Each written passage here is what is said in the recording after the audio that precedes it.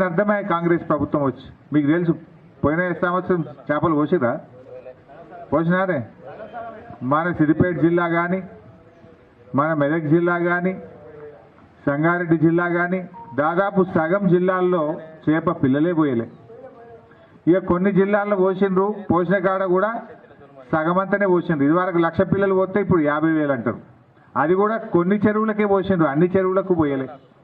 కేసీఆర్ గారు ఉంటే అన్ని కుంటలు, చెరువులు, చెక్ డ్యాములు, ప్రాజెక్టులు, డ్యాములు అన్నిట్లల్లో కూడా బ్రహ్మాండంగా ఇటు చేప పిల్లలు, రొయ్య పిల్లల్ని పోసి ఉపాధి కల్పించే ప్రయత్నం చేసిండ్రు. మేము అంతకంటే మంచిగా చేస్తాం. కేసీఆర్ 1,00,000 పోసిండు, మేము 2 లక్షలు పోతాము అన్నారు. ఇప్పుడు 1,00,000 లేదు, అసలు పోసుడే బంద్ అయిపోయింది. పోయిన సంవత్సరం అయితే అసలు చేప పిల్లలే పోయలే మన జిల్లాలో కానీ, రాష్ట్రంలో చాలా జిల్లాల్లో పోయలేదు.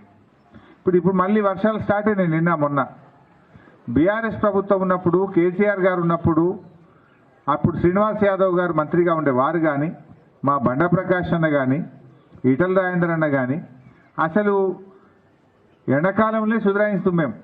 ఏమని ఈ వానకాలం వస్తుంది, ఏమైనా చేప పిల్లలు టెండర్లు పిలుగుంది, చేప పిల్లలు పెంచింది, మనం జూలై నుంచి మళ్ళా కుంటలలో చెరువులలో చేప పిల్లలు పోయడానికి తయారుగా ఉండాలని చెప్పి బడ్జెట్ ఇవ్వడం కానీ, చేప పిల్లలకు టెండర్లు పిలవడం కానీ రెడీ పెట్టుకునేటువంటి పరిస్థితి ఉండే. కానీ ఇవాళ ఈ ప్రభుత్వం వచ్చిన తర్వాత ఇప్పుడు ఆల్రెడీ మే అయిపోతుంది, జూన్ నెలకు ఎంటర్ అవుతా ఉన్నాం. ఇప్పటిదాకా ఈ రాష్ట్రంలో చేప పిల్లలకు ఇంకా టెండర్లే పిలవలే. పోయినసారి కూడా ఏమైంది, ఎప్పుడో ఆగస్టులో టెండర్లు పిలిచిండ్రు, అక్టోబర్లో కొన్ని చేప పిల్లలు వస్తే ఒక 5-10 జిల్లాలలో కొన్ని చెరువులలో పోసిండ్రు, అయిపోయిందని చేతులు దులుపుకున్నారు. ఇప్పుడు కూడా జూన్ నెల వచ్చినా ఈ రోజు కూడా టెండర్లు పిలవట్లేదు. అంటే ఈ ప్రభుత్వం ముదిరాజులంటే, మా మత్స్యకారులంటే ఎంత నిర్లక్ష్యంగా ఉందో ఇవాళ అర్థం చేసుకోండి. నేను ఈ పాదమాకుల నుంచి ముఖ్యమంత్రి గారిని డిమాండ్ చేస్తూ ఉన్నా, కనీసం పోయిన సంవత్సరం పోయలేదు, ఇప్పుడైనా తక్షణమే బడ్జెట్ కేటాయించి చేప పిల్లలకు టెండర్లు పిలిచి ఈ సంవత్సరం అన్ని కుంటల్లో, చెరువుల్లో చేప పిల్లలు, రొయ్య పిల్లలు వదలాలని చెప్పి మేము ప్రభుత్వాన్ని డిమాండ్ చేస్తూ ఉన్నాం. ఒకవేళ వదలకపోతే మాత్రం నిన్ను వదిలిపెట్టాము, అవసరమైతే పెద్ద ఎత్తున పోరాటానికి శ్రీకారం చుట్టైనా సరే మా మత్స్యకారులకు ఉపాధి దెబ్బతినకుండా కాపాడుకోవడానికి బీఆర్ఎస్ పార్టీ అండగా ఉంటుందని చెప్పి కూడా నేను మనవి చేస్తూ ఉన్నా. మాటలు చాలా చెప్పిండ్రు. పొద్దుగాల నేను ఇటు వస్తూ ఉంటే జోగిపేటకి వెళ్ళి ఫోన్లు వచ్చినాయి, సార్ ఈ జీలుగు జనుము విత్తనాలు దొరుకుతలేవు, ఈడ బాగా లొల్లు అవుతుంది, రాస్తా రోకో అవుతుంది, అరే ఎట్లా సార్ అన్నారు. పోయినసారి బీఆర్ఎస్ గవర్నమెంట్ ఉన్నప్పుడైతే అడిగినండి సంచులు దొరికినాయి, జనుమైనా జీలుగైనా.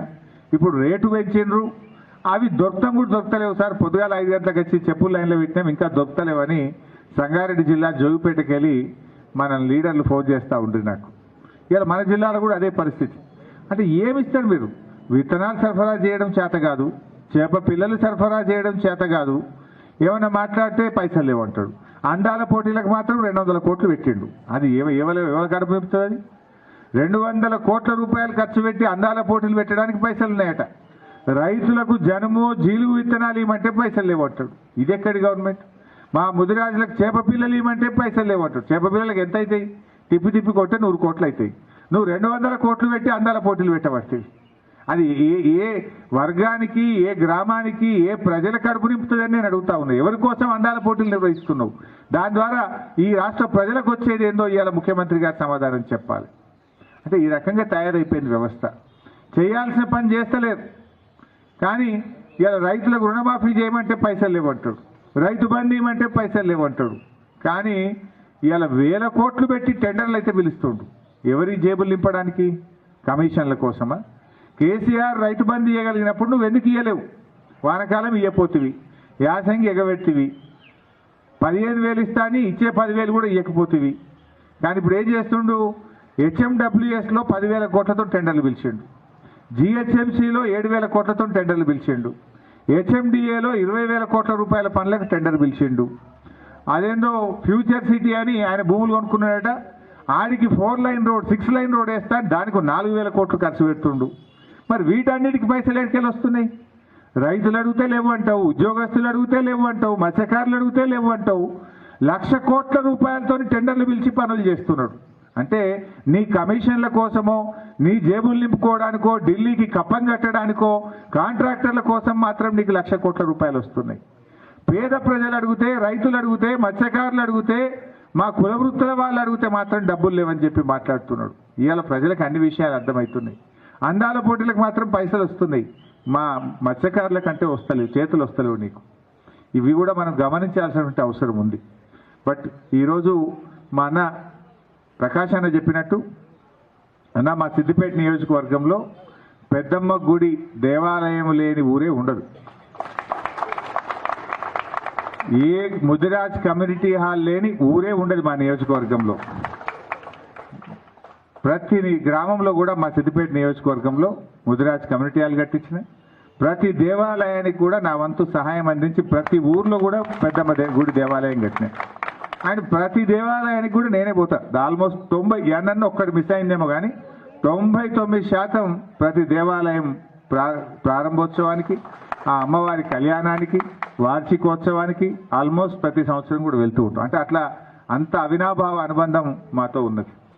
ఇందాక అన్న చెప్పినట్టు దాదాపు 10 కోట్ల రూపాయలు ఖర్చు పెట్టి సిద్దిపేటలో ముదిరాజులకు బ్రహ్మాండమైన ఏసీ ఫంక్షన్ హాల్ కట్టినాం.